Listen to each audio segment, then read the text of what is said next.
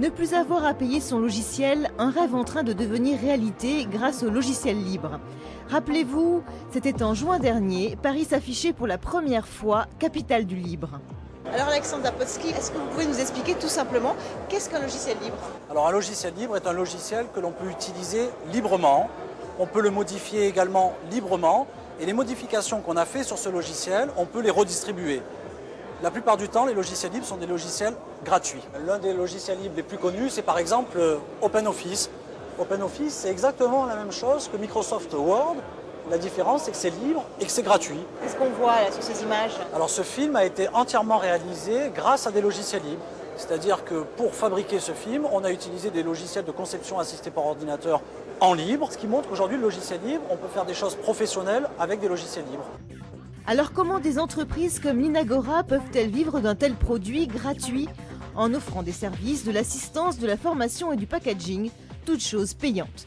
En seulement 5 ans, l'Inagora s'est imposé comme leader d'un secteur qui embauche aujourd'hui à tour de bras.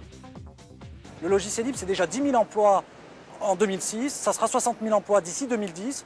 Jamais une filière économique s'est développée aussi fortement. À tel point que de plus en plus de jeunes informaticiens se disent séduits par l'éthique du secteur. Travailler dans le logiciel libre, ce qui est intéressant, c'est qu'on ne travaille pas tout seul, on ne travaille jamais tout seul. À chaque fois qu'on a un problème, on peut s'adresser à la communauté. Et pour peu qu'on s'exprime bien, la communauté répond. On peut voir même des non-techniciens maintenant choisir spontanément de passer sous Linux suite à des problèmes de virus, d'instabilité, etc. Donc on n'a plus besoin d'être un expert technique pour pouvoir utiliser des logiciels libres. Parmi les plus fervents adeptes des logiciels libres, on trouve les administrations publiques. Ces logiciels leur permettent en effet de diviser par 2 le coût de leurs programmes informatiques. À la mairie de Paris, déjà 50% des serveurs sont équipés en logiciels libres, avec une véritable volonté de se dégager de l'emprise de Microsoft.